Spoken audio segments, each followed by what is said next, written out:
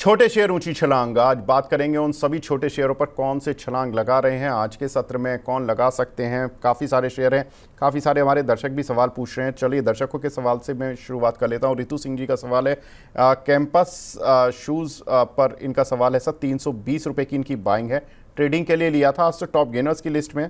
Sir Ritu Singh ji का सवाल है तो इसमें 320 की इनकी बाइंग है। बस बढ़िया है, आपका कैंपस हिट हो गया और प्रॉफिट बुक कर लीजिए और थोड़ा एंजॉय कर लीजिए, क्योंकि आज का फ्राइडे है और आज के दिन फिर से वापस डिप एक बार मिलेगा, तो इस समय प्रॉफिट बुक कर लीजिए। बिल्कुल। एक हमारी दर्शक हैं सोनी कुमारी जी, इनका सवाल है सर ओसवाल सीड्स पर इन्होंने 36 रुपये के लिए लिए हुए हैं, क्या करना है इनको। ओसवाल सीड्स अगर इस समय देखें तो थोड़ा सा जो है वो कंसोलिडेट कर रहा है, लेकिन मुझे ऐसा लगता है आपने ये विज़न नहीं क्लियर किया कि आप लॉन्ग टर्म रखना चाह रही हैं, शॉर्ट टर्म रखना चाह रही हैं। लेकिन हाँ, फिलहाल अगर आपका शॉर्ट टर्म है तब तो मैं कहूँगा एग्जिट कर लीजिए, लेकिन अगर लॉन्ग टर्म है तो थोड़ा वेट कर सकते हैं। आपको वापस से एक रिवर्सल यहाँ पर देखने को मिलेगा और 42 तक के टारगेट अचीव हो सकते हैं। जी, एक हमारे दर्शक हैं आनंद शॉ जी, कोलकाता से हैं, ये पूछ रहे हैं कि ब्लू स्टार में नेक्स्ट 6 मंथ्स के लिए इन्वेस्ट करना चाहिए क्या सर। देखिए, ब्लू स्टार से ज़्यादा ज़रूरी है कि मैं आपसे कहूँगा कि वोल्टास ले लीजिए, इस समय थोड़ा ज़्यादा अट्रैक्टिव है। ब्लू स्टार ने तो अपने हाई पर चल रहा है और अगर देखते हैं तो 1843 इस समय चल रहा है, बड़ा अच्छा मोमेंटम गेन किया है इसने 1780 से। तो थोड़ा रुक के लेते हैं, थोड़ा करेक्शन आने दीजिए। 52 वीक हाई पे लेते हैं तो ऐसा नहीं होता कि उससे ऊपर नया हाई कोई बनता है, कई बार वहाँ से प्रॉफिट बुकिंग आ सकती है। तो अगर यहाँ पर देखते हैं तो मुझे लगता है कि बेस्ट लेवल अगर एकुमुलेट करें तो 1780 बनते हैं। जी, कुछ एक छोटे शेयर्स की बात कर लेते हैं सर, जहाँ पर कि हमने देखा कि इडलवाइज में अच्छे मूव बनते हुए दिखाई दे रहे हैं, क्या करना चाहिए सर। ये काउंटर 70 रुपये से करीब चला है और 125 रुपये पर आ गया है। देखिए, जिन लोगों के पास है, पहली बात तो उन्हें अपना पार्शियल प्रॉफिट 60% बुक कर लेना चाहिए। स्टॉक 132 रुपये तक जा सकता है, फ्रेश एंट्री यहाँ पर नहीं बनती है, इसलिए थोड़ा सा वेट कर लीजिए, लेकिन प्रॉफिट ज़रूर बुक करिए। जी सर, IDBI बैंक का ये भी आज टॉप गेनर्स की लिस्ट में आ रहा है, इस काउंटर पर क्या करना चाहिए अब।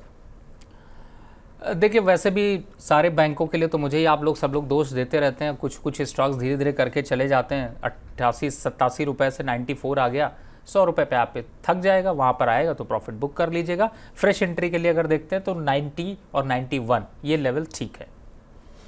जी, पंजाब नेशनल बैंक सर अच्छे रिजल्ट्स के बाद भी चला नहीं और गिरावट में ये भी PSU के नाम पर थोड़ा गिरता ही रहा। अब कुछ लगता है कि इन PNB, बैंक ऑफ महाराष्ट्र और बैंक ऑफ बड़ौदा जो थोड़े सुस्त हो गए थे, इनमें कुछ गति मिलेगी।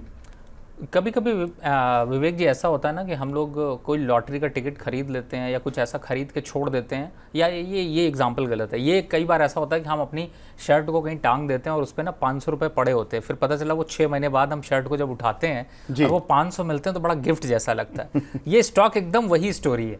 आपको 52-50 या फिर 55 इन सब लेवल्स पे अगर आप लेके इसको 6-8 महीने के लिए छोड़ देंगे, कब ये 72 पार करके चला जाएगा आपको पता नहीं चलेगा, लेकिन आप रोज़ देखेंगे तो रोज़ पेन में रहेंगे। बेटर है होल्ड करके रखिए, अच्छे लेवल्स अभी भी हैं, 62 तक के लेवल तो इमीडिएट दिखाई दे रहे हैं, बने रहिए। जी, एक हमारे साथ दर्शक भी जुड़ चुके हैं, पंकज जी हैं हिसार से। पंकज जी नमस्कार सर, पूछिए अपना सवाल। नमस्कार सर। नमस्ते सर, पूछिए। कैनरा बैंक के बारे में जानना है सर। कैनरा बैंक सर 114 रुपए पे खरीदा हुआ है और टाटा मोटर सर मैंने थोड़ी देर पहले खरीदा, अभी 997 रुपए पे 100 शेयर। ओके, तो सर ये टाटा मोटर ट्रेडिंग के लिए लिया है या इन्वेस्टमेंट के लिए लिया है। नहीं सर, मैं ट्रेडिंग तो करता ही नहीं हूँ सर।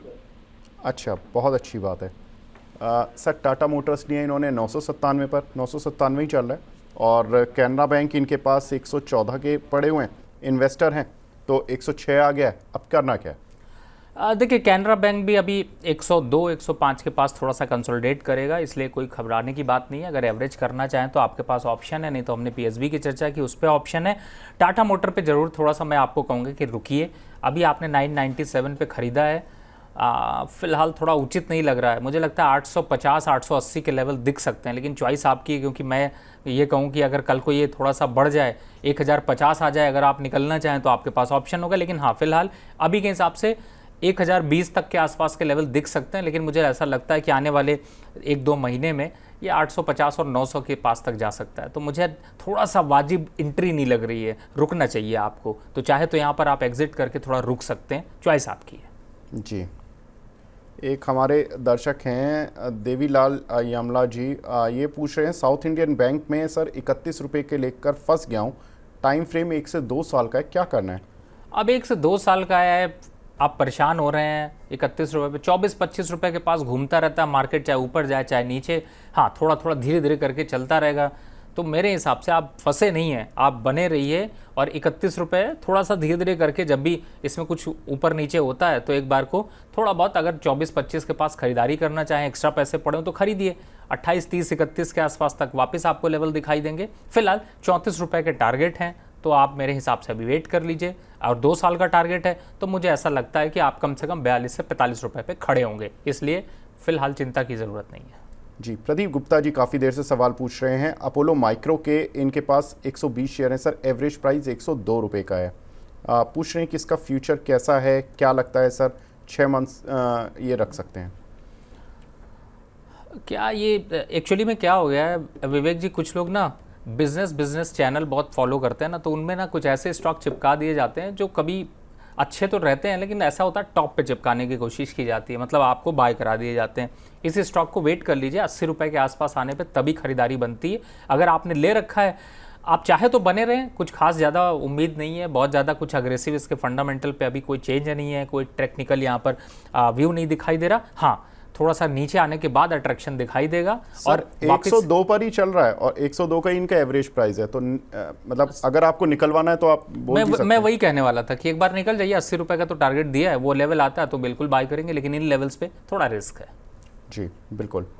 लेकिन रवि सर, एक चीज़ पर मैं और फोकस करना चाहूँगा, क्योंकि अब इस वीक में तो हमने एक तूफ़ानी तेज़ी देख ली, और कल जिस तरह की तेज़ी थी उसने पिछले 2 हफ्ते के सारे जो भी डिसअपॉइंटमेंट थे, डेस्पेयर लोग थे, थोड़ा सा वो सब ख़त्म कर दिया उन्होंने। लेकिन अब चूँकि नेक्स्ट वीक काफ़ी क्रूशल रहने वाला है, और क्रूशल इसलिए रहने वाला है कि कुछ एक ट्रिगर्स हैं जिनका मार्केट वेट करेगा। नेक्स्ट वीक फेड की मीटिंग है, और फेड की मीटिंग पर पूरी दुनिया की नजरें लगी हुई हैं। हालांकि ये डिस्काउंट तो हो चुका है कि 25 बेसिस पॉइंट तो रेट कट आ ही जाएगा, 50 या 25 से थोड़ा ज़्यादा आता है, 35-40 बेसिस पॉइंट आता है, तो ये थोड़ा सा एक पॉजिटिव सरप्राइज़ की तरह लगेगा। ईसीबी ऑलरेडी रेट कट कल कर चुका है, चाइना रेट कट करने की बात कर रहा है। हमने शुरुआत में ही बात की थी कि कहीं ना कहीं दुनिया में जो मेजर इकोनॉमीज़ हैं वो अपने यहाँ पर रेट कट कर रही हैं, यानी कि मॉनेटरी ईजिंग दुनिया में शुरू हो गई है। कल एफआईज़ का डेटा बहुत शानदार था। इंडिया में उन्होंने second highest buying single day में की कल के सत्र में। अब बात यह है कि भारत के WPI डेटा भी आएगा। WPI हमने जुलाई में देखा था कि करीब 2% की रेंज पर था। जो अमेरिका अपनी इकोनॉमी को लेकर टारगेट चल रहा है इन्फ्लेशन के, वो इंडिया में पूरे हो रहे हैं, ये अच्छी बात है। RBI गवर्नर भी कंफर्ट में होंगे अगर ये डेटा और अच्छा आता है तो।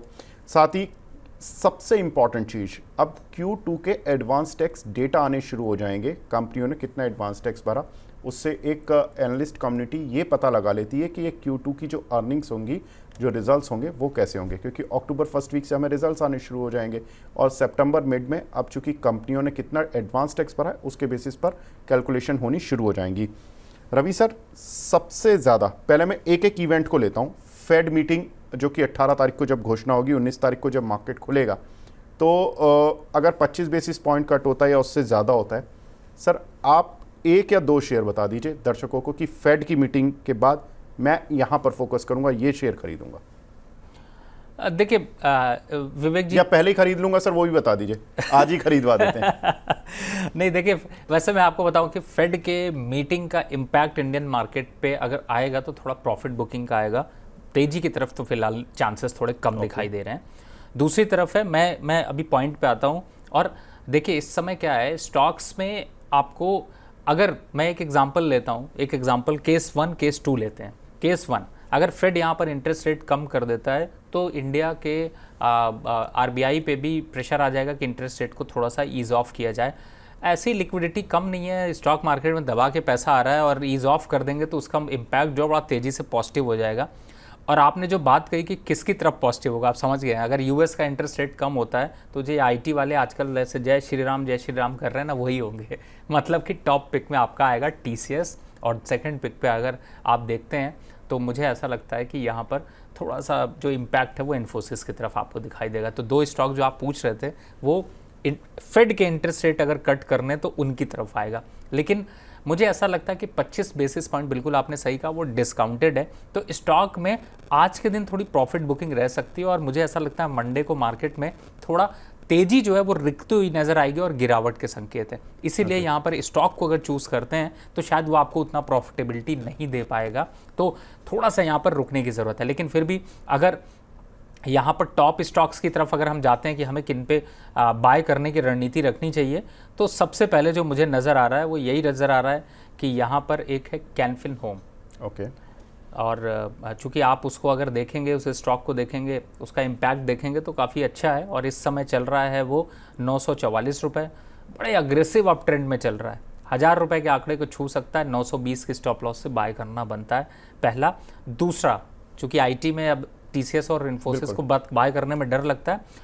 दूसरा है बिरला सॉफ्ट, आपने देखा होगा करेक्शन के बाद 663 के पास चल रहा है, यहाँ से एक बार अपसाइड में 695 तक के लेवल दिखा सकता है, यानी कि 35-40 रुपये का मूव मंडे को आपको मिल सकता है। तो यहाँ पर आप फोकस करके चल सकते हैं। तो मुझे लगता है कि काफ़ी स्टॉक्स की चर्चा अगर कर रहे हैं, उनमें सिर्फ दो अगर फोकस कर रहे हैं तो कैन फिन होम और दूसरा बिरला सॉफ्ट। जी सर, दूसरा डेटा आएगा WPI महंगाई दर का, जिसकी उम्मीद है कि ये भी ज़्यादा बढ़ेगा नहीं, क्योंकि CPI महंगाई दर भी कोई खास नहीं बढ़ी, 5 साल के लोग इसके पास ही चल रही है।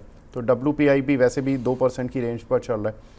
अगर ये डेटा आता है तो RBI गवर्नर पर जाहिर सी बात है इंटरेस्ट रेट कट का प्रेशर तो अब बनेगा। यूरोप में हो रहे हैं, अमेरिका में हो रहे हैं, जहाँ पर इन्फ्लेशन उनके कंट्रोल में भी नहीं है वहाँ हो रहे हैं, और जहाँ पर इन्फ्लेशन कंट्रोल में आ गया वहाँ ना हो, तो ऐसी बात शायद अब ये 1-2 महीने में उठने ही वाली है। सर, इंटरेस्ट रेट कट होगा, सबसे ज़्यादा जो हम फोकस करते हैं जनरली हम बैंकिंग शेयरों पर, NBFC शेयर पर करते हैं। आपने ऑलरेडी एक काउंटर दे दिया कैन फिन होम, आपको लगता है कि कोई सरकारी बैंक, प्राइवेट बैंक या कोई NBFC और आप ऐड करेंगे, या कोई भी आप जो इंटरेस्ट सेंसिटिव काउंटर हो, रियल एस्टेट हो, ऑटो हो, कोई आपको लगता है? बिल्कुल, देखिए मेरे पास बैंकिंग के तो बहुत से हैं, लेकिन मैं सबको अगर देने लगा तो फिर आपका पोर्टफोलियो आप उतना अफोर्ड नहीं करेंगे या फिर आप उतने पोर्टफोलियो में नहीं जाना चाहेंगे। लेकिन पूरे कंपैरिजन करें तो बैंक ऑफ बड़ौदा सबसे ज़्यादा अट्रैक्टिव दिखाई देता है। 255 के आंकड़े जल्द छू सकता है, तो मुझे लगता है कि पहला यहाँ पर फोकस करना चाहिए। दूसरा, आपको थोड़ा सा NBFC की तरफ फोकस करना चाहिए। एक्चुअली में देखिए अब क्या हो गया, बैंकों ने ना लेंडिंग ज़्यादातर जो है वो NBFCs के थ्रू बढ़ा दी है। 2 ऑप्शन दिखाई दे रहे हैं NBFC में। अगर मैं NBFC की तरफ जाता हूं, पहला तो आप बजाज की चर्चा देख ही रहे हैं, दूसरा एक छोटा स्टॉक है यूग्रो कैपिटल, जिसे आप देख सकते हैं। तो मुझे लगता है ये दोनों में थोड़ा अट्रैक्शन बन सकता है। बिल्कुल, तो यूग्रो कैपिटल यहाँ पर ये काउंटर देखें तो करीब 240 की रेंज पर आई थिंक चल रहा है। एक बार देख लेते हैं। बिल्कुल 243 इस समय चल रहा है, और यहाँ पर भी आप व्यू बना सकते हैं ऑन द पॉजिटिव साइड। साथ ही सर ने कैन फिन होम बताया, जो कि BFSI स्पेस से है। सर, तीसरा जो सबसे इम्पॉर्टेंट पहलू है, Q2 एडवांस टैक्स के डेटा आने शुरू हो जाएंगे। कंपनियों ने कितना टैक्स भरा इस क्वार्टर में, और किस तरह की अर्निंग्स रहेंगी या क्या कुछ रहेगा। सर, कोई शेयर हैं जो आपको लगता है कि Q2 अर्निंग्स के आधार पर अगले 1 महीने के लिए या 1.5 महीने के लिए, क्योंकि जो अर्निंग्स आएंगी वो अक्टूबर फर्स्ट वीक से शुरू होंगी, 14-15 नवंबर तक वो अर्निंग्स ज़्यादातर रहेंगी।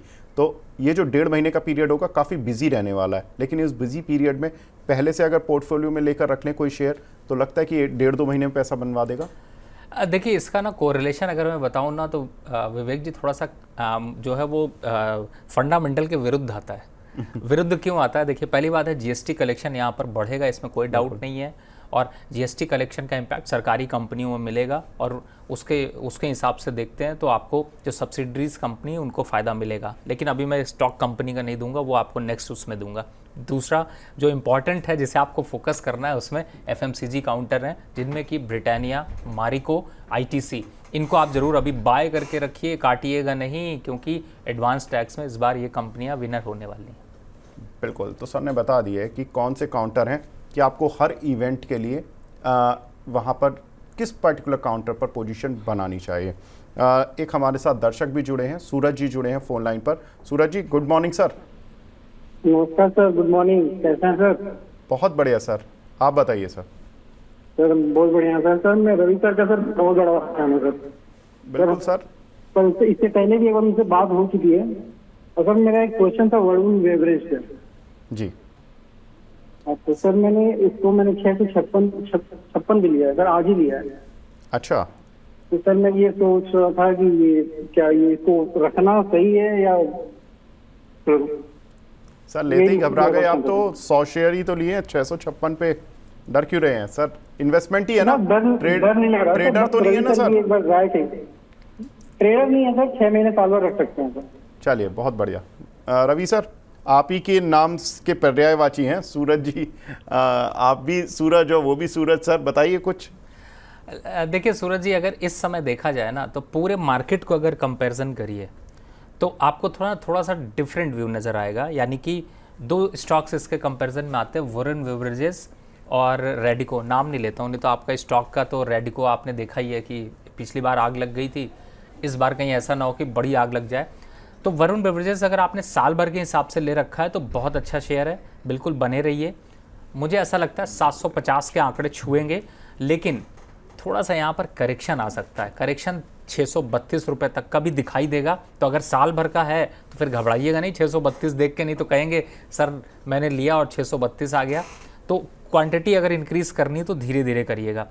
और अगर आपको जमता नहीं है, लगता है कि नहीं मुझे आप इससे बढ़िया बेटर स्टॉक बता दीजिए जिसके कंपैरिजन में मैं कुछ ले लूँ, तो GMR इंफ्रा 96 रुपीज़ चल रहा है। 102 और 105 के आंकड़े इमीडिएट बेसिस पे देखने को मिल सकते हैं। चॉइस आपकी है जी। जितेंद्र सोनी जी का सवाल है, रवि सर के जैसा मैंने कोई नहीं है। वरोक इंजीनियरिंग के सर, इनके पास कुछ शेयर हैं 692 के भाव में, कब तक वेट करूं? Please help.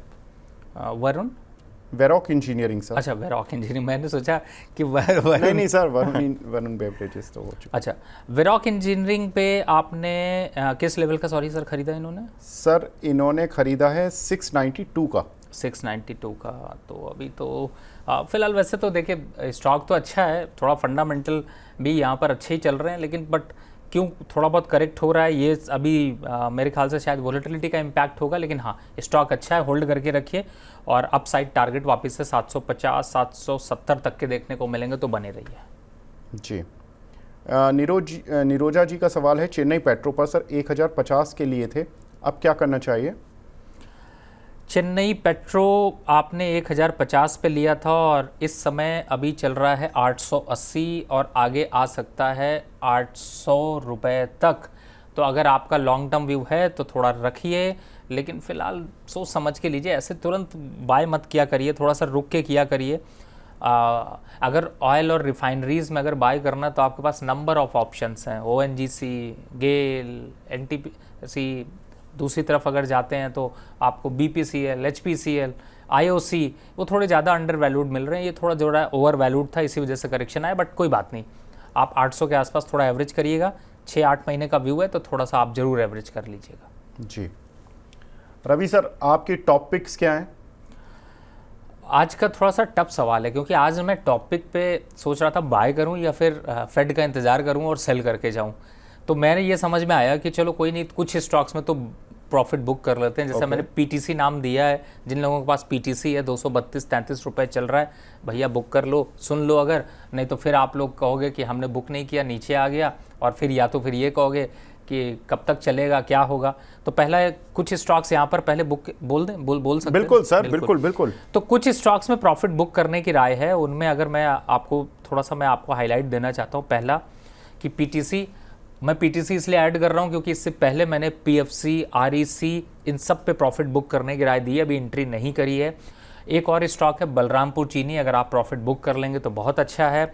दूसरा एक स्टॉक है गोदरेज CP, जिसमें कि आप थोड़ा सा प्रॉफिट बुक कर लेंगे, यानी कि आपके पास है तो आप उनसे थोड़ी दूरी बना लीजिए। तीसरा स्टॉक है SDFC लाइफ, हाल फिलहाल में बहुत ज़्यादा साइडवेज सा था और उसके बाद फिर एक करेक्शन आ गया, तो यहाँ पर बुक कर लीजिए। गिरावट के संकेत यहाँ पर थोड़े बढ़ रहे हैं। अब आ जाते हैं कि बाय किसको करें। NMDC बढ़िया मूव के साथ निकला है, 235 और 240 रुपए के आंकड़े छू सकता है, तो इस स्टॉक को बाय करिए। NMDC को करंट लेवल पर बाय करिए, 212 का स्टॉप लॉस डालिए और टारगेट 235 तक लेकर चलिए। शॉर्ट टर्म में थोड़ा गिर जाता तो घबराइएगा नहीं, ये जब चलता है तो देखिए अभी चल गया ना, जैसे चला, कब 5 से 200 से खींच के 218-20 ले आया, ऐसे ही चलेगा। तो थोड़ा रुक रुक के चलता रहेगा। तो ये स्टॉक है जिसे आप होल्ड कर सकते हो। और एक स्टॉक जो अभी कैनरा बैंक पे जिन्होंने सवाल पूछा था, मुझे इसलिए नज़र आ रहा है क्योंकि कैनरा बैंक यहाँ पे एवरेज करने के लिए काफ़ी अच्छा लग रहा है। मुझे लगता है 105 पे ले करके वापस 114 की चढ़ाई की जा सकती है, जो उनका बाइंग लेवल था। तो ज़रूर कर लीजिएगा। स्टॉप लॉस 102 रुपये का रखिएगा। बिल्कुल। तो कैनरा बैंक यहाँ पर ख़रीदारी करना है, NMDC लिमिटेड यहाँ पर ख़रीदारी करना है। मैं स्टार्टिंग में पूछ भी रहा था कि माइनिंग का कौन सा स्टॉक अच्छा रहेगा, तो यहाँ पर हमें एक माइनिंग का स्टॉक मिल गया। 220 रुपये पर ख़रीदना है NMDC को, 235 रुपये के टारगेट के लिए और 212 का स्टॉप लॉस। और साथ ही कैनरा बैंक का यहाँ पर सर टारगेट 114 का रखना है। देखिए इमीडिएट टारगेट 114 का है, लेकिन अगर आपका लॉन्ग टर्म टारगेट जैसे आप चूंकि 8 महीने और 1 साल अगर रखना चाहते हैं तो मुझे लगता है 140 तक के टारगेट दिखाई देंगे। ओके, तो ट्रेडर्स 114 और इन्वेस्टर्स 140, ये 2 टारगेट्स के लिए कैनरा बैंक को रख सकते हैं अपने पोर्टफोलियो में। सर ने प्रॉफिट बुकिंग के शेयर बता ही दिए कि कौन से ऐसे शेयर्स हैं जहां पर कि आपको प्रॉफिट बुक करना, उसमें PTC इंडिया चूँकि 230 आ चुका है। हमारे एक दर्शक भी थे, सवाल भी पूछ रहे थे, हालांकि उनको रुचि जी ने एक स्टॉप लॉस के साथ रखने के लिए राय दी, लेकिन रवि सर का कहना है कि प्रॉफिट बुक कर सकते हैं। व्यूज़ आपको दोनों मिल चुके हैं, आपको मानना किसका है वो आपकी इच्छा है। तो कैनरा बैंक यहाँ पर ख़रीदारी के लिए 140 रुपये के टारगेट, 114 का भी दूसरा टारगेट है, जो कि एक छोटा टारगेट 14 का और बड़ा टारगेट 40 का। 105 रुपये चल रहा है काउंटर। यहाँ पर आप जिनके पास है वो एवरेज कर सकते हैं, नहीं तो नया फ्रेश ट्रेड भी ले सकते हैं। और SBI कार्ड रुचित जैन जी की सलाह थी, जिसमें कि 806 रुपये पर ख़रीदारी की सलाह थी। उनकी 865 के टारगेट के लिए 785 का स्टॉप लॉस उन्होंने दिया था। साथ ही उनकी जो दूसरी कॉल थी वो थी विप्रो पर, जहां पर कि 548 रुपये पर उनकी खरीदारी की राय थी। 570 के टारगेट के लिए 530 रुपये का स्टॉप लॉस दिया था उन्होंने। तो ये कुछ हमारे मेहमानों की ट्रेडिंग कॉल्स या इन्वेस्टमेंट कॉल, पोजिशनल कॉल, जहाँ पर कि आप पोजिशन बनाकर पैसा बना सकते हैं। रवि सर आप हमारे साथ जुड़े सर, बहुत बहुत शुक्रिया हमसे जुड़ने के लिए, अपना प्रीशियस टाइम देने के लिए।